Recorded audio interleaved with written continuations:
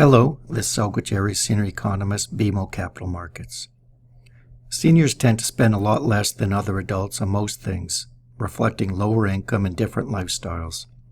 In coming decades, the age group that spends less will grow the fastest, while the group that spends the most will remain little changed. Americans 65 years of age and older currently spend about $40,000 per year on average, a third less than persons of middle age. By 2033, there will be 69% more seniors than there are today, while the number of middle-aged persons will remain virtually unchanged.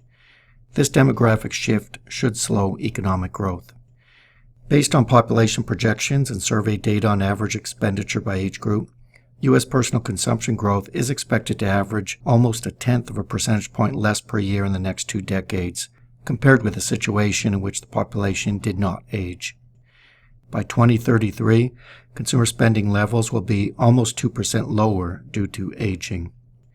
This is a relatively small effect, though demand for some items in which seniors spend less on, such as clothing and entertainment, should decline somewhat more. Clothing sales, for example, will be 3% lower in 2033 due to aging. Seniors will become a powerful spending force in the next 2 decades, accounting for 1 in 4 shoppers. As a group, they will increase spending by 230% during this period, more than twice as fast as everyone else. In a little over a decade, seniors will become the largest spending group, accounting for 1 in 5 shopping dollars. And this assumes that the next generation of retirees will spend much like the current one, but there is good reason to believe they will spend more. Future retirees will be the wealthiest ever and are expected to live and work longer, travel more, and be more active than the current generation of seniors. In fact, as shown in the table, an upward shift in senior spending has already occurred. In the decade to 2011, they spent at a faster rate than other groups on nearly everything, including food, clothing, and entertainment. If the typical senior buys 15% more than assumed in our analysis, population aging will have almost no impact on consumption in the next decade.